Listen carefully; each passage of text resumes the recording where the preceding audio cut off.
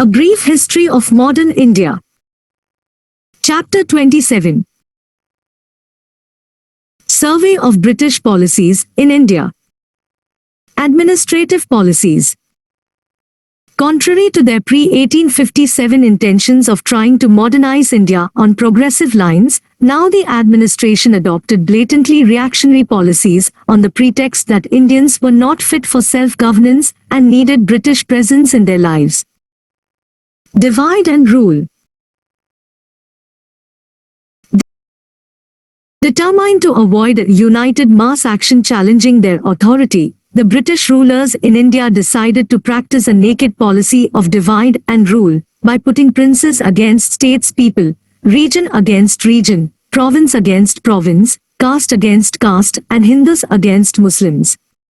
After an immediate spell of repression against Muslims, following the 1857 revolt, the authorities decided, after 1870, to use the middle and upper educated classes among Muslims against the rising tide of nationalism, using conflicts over scarce resources in education, administrative jobs, and later political spoils, which were inherent in the very logic of colonial underdevelopment, as a tool to create a split along religious lines among educated Indians.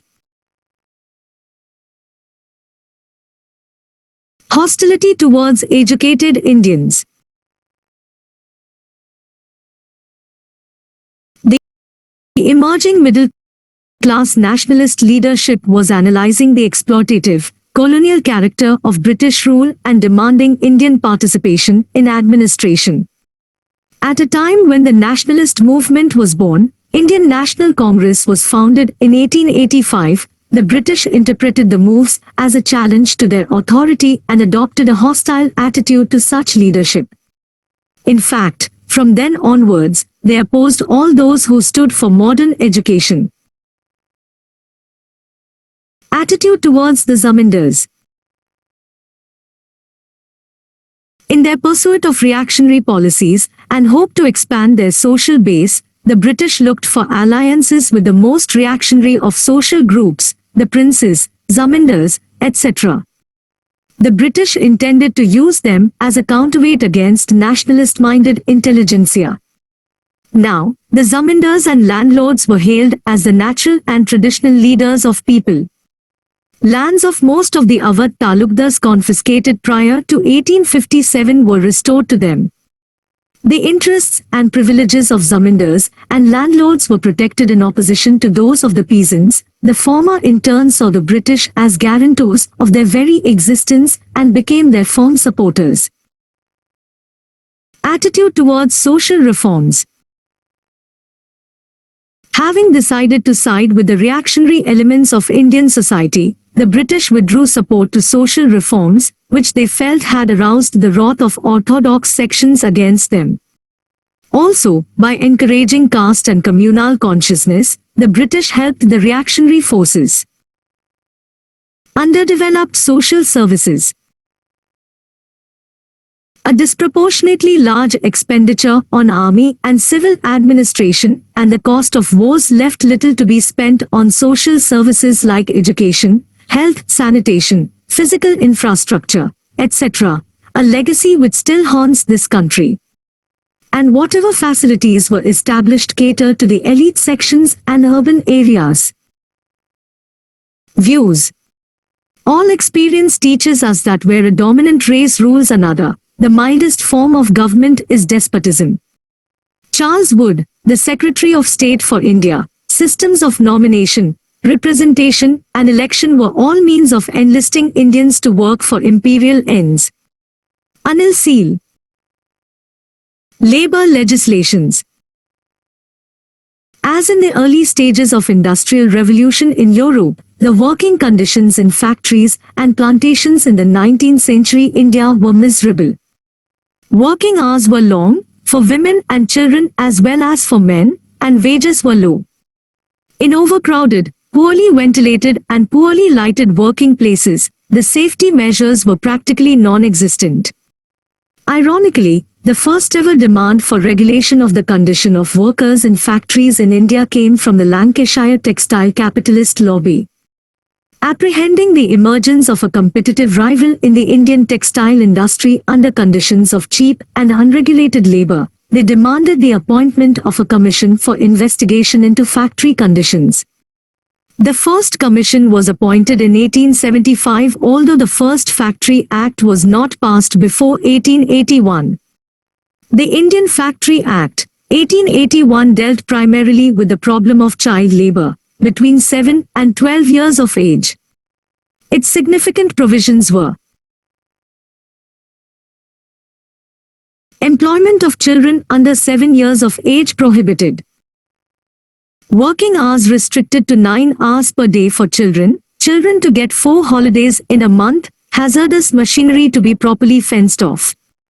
The Indian Factory Act, 1891, increased the minimum age from 7 to 9 years and the maximum from 12 to 14 years for children, reduced maximum working hours for children to 7 hours a day, fixed maximum working hours for women at 11 hours per day within 1.5 hour interval, working hours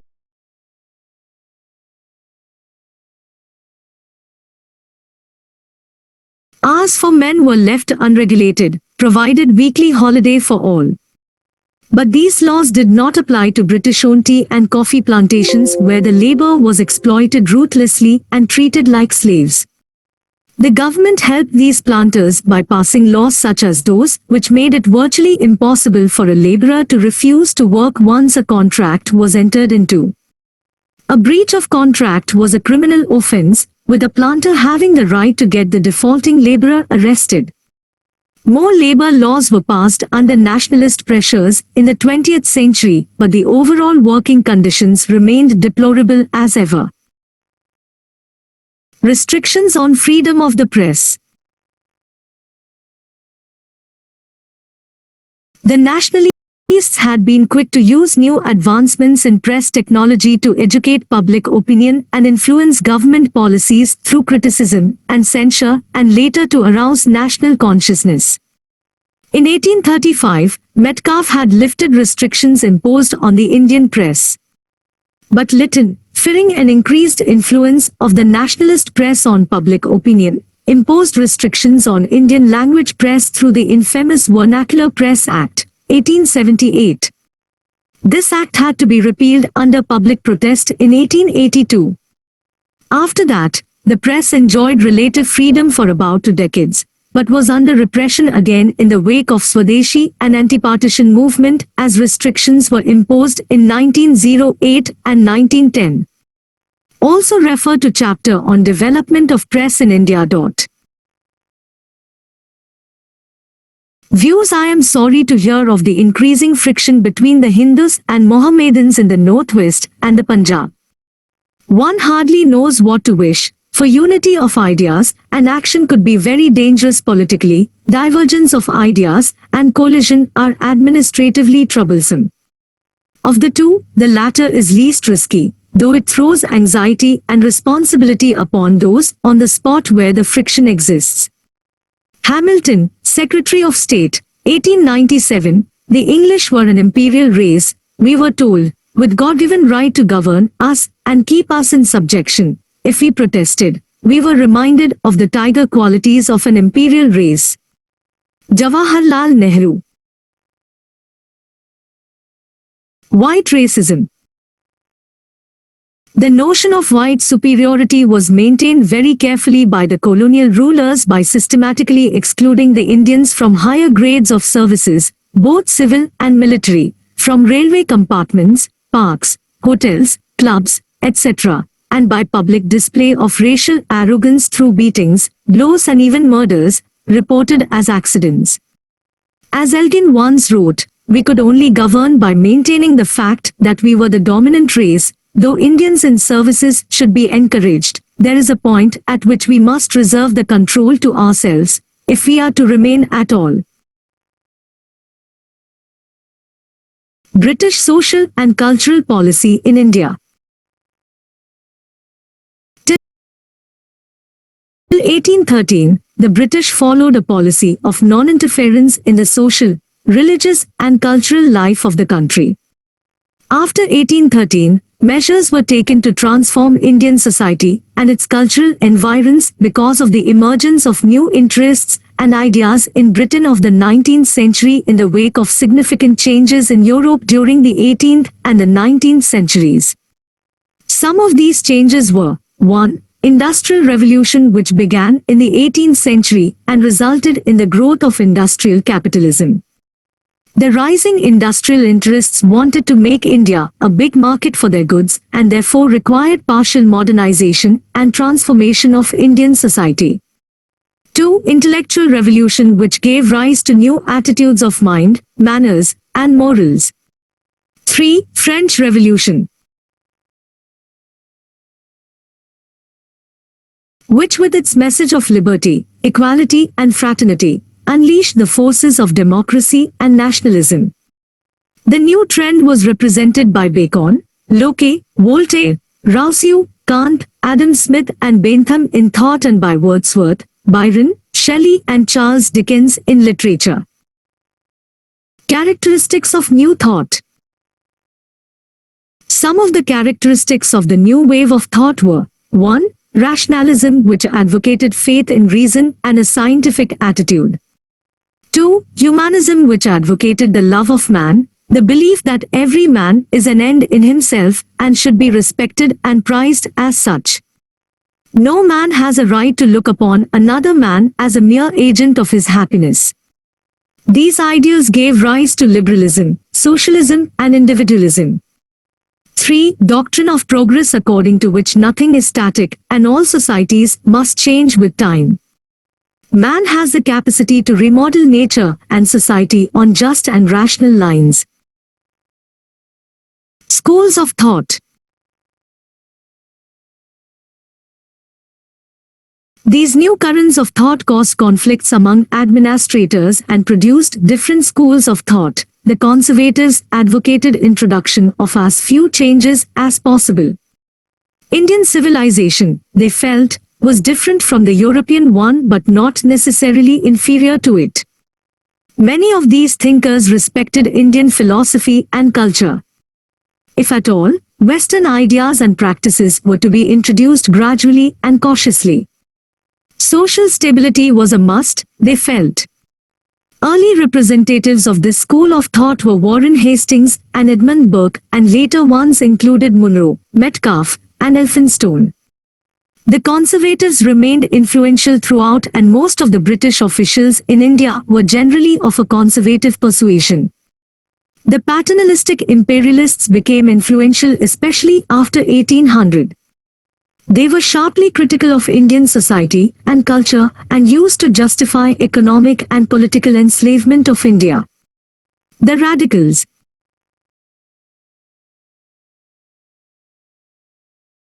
went beyond the narrow criticism and imperialistic outlook of the conservatives and the imperialists and applied advanced humanistic and rational thought to the Indian situation. They thought that India had the capacity to improve and that they must help the country do that. They wanted to make India a part of the modern progressive world of science and humanism and therefore advocated the introduction of modern Western science, philosophy and literature. Some of the British officials who came to India after 1820 were radicals. They were strongly supported by Raja Rammohun Roy and other like-minded reformers. But predominantly, the ruling elements in the British Indian administration continued to be imperialistic and exploitative. They thought that the modernization of India had to occur within broad limits imposed by the needs of an easier and more thorough exploitation of its resources. In this respect, often the radicals also towed a conservative line. They desired most of all the safety and perpetuation of the British rule in India. Every other consideration was secondary. Indian Renaissance. There were many Indians who instigated social reform and caused legislations to be brought about so as to control and eradicate social evils embedded in so-called tradition. Rammohun Roy, Ishwar Chandra Vidyasagar, B.M. Malabari, to name a few social reformers, worked hard to get legislation passed by the government to remove social evils. These aspects have been discussed in detail in the chapter on religious and social reform. Dilemma before the government.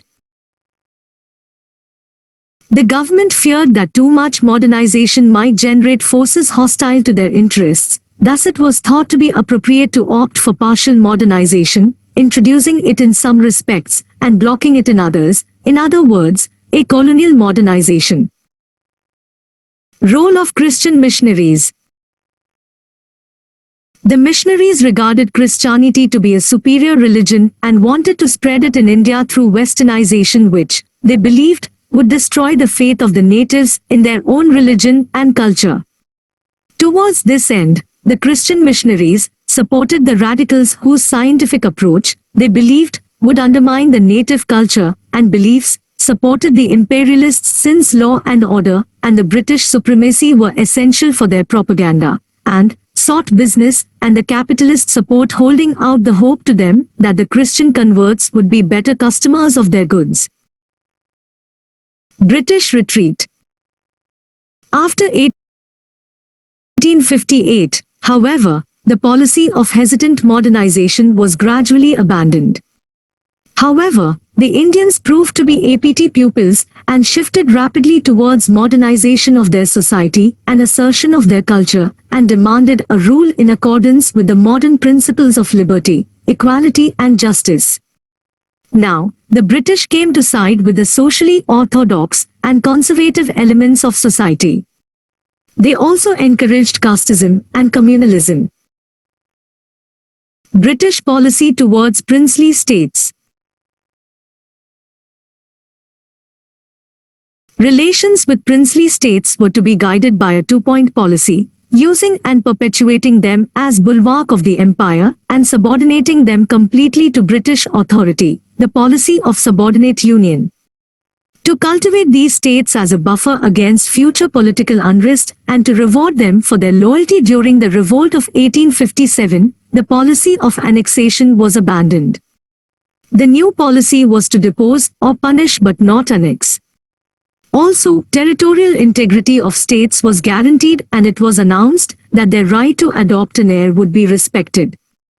The subordination of princely states to British authority was completed when the fiction of Indian states standing in a status of equality with the crown as independent, sovereign states ended with the Queen adopting the title of Kaiser-i-Hind, Queen Empress of India, in 1876, to emphasize British sovereignty over entire India.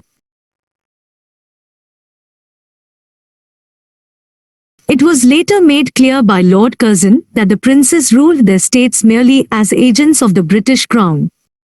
With paramountcy, the British government exercised the right to interfere in the internal affairs of states through their residence or by appointing and dismissing ministers and officials. The British were helped further in their encroachment by modern developments in communication, railways, roads, telegraph, canals, post offices, etc. The motive for interference was also provided by the rise of nationalist, democratic sentiments in these states, the suppression of which, the British realized, was essential for their survival. As a positive side to these modern political movements, the British helped these states adopt modern administrative institutions. Also refer to chapter on Indian states under British rule. View the British and the princes needed one another. India's need for either was highly doubtful. F. G. Hutchins. British foreign policy in India.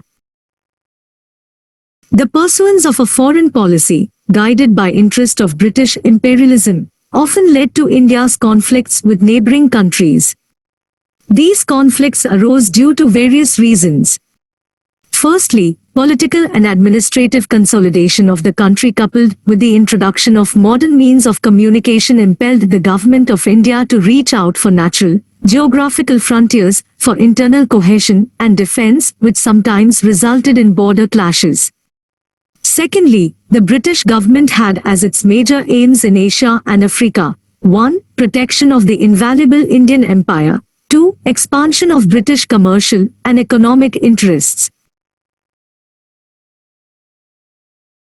3. keeping other European imperialist powers, whose colonial interests came in conflict with those of the British, at an arm's length in Asia and Africa. These aims led to British expansion and territorial conquests outside India's natural frontiers, and to conflicts with other imperialist European powers such as Russia and France. While the interests served were British, the money spent and the bloodshed was Indian.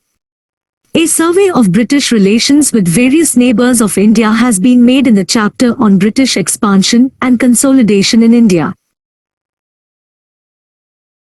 Summary: administrative policies: divide and rule. Hostility to educated Indians. Zamindars and landlords propped as counterweights to the nationalists. Reversal of policy of support to social reforms. Social services ignored. Half-hearted and inadequate labor legislations introduced. Stifling of press wherever seen to be helping the nationalist upsurge. Racial arrogance. British social and cultural policies. Foreign policy: reach out to natural geographical frontiers for internal cohesion and defense. Keep other European powers at an arm's length. Promote British economic and commercial interests.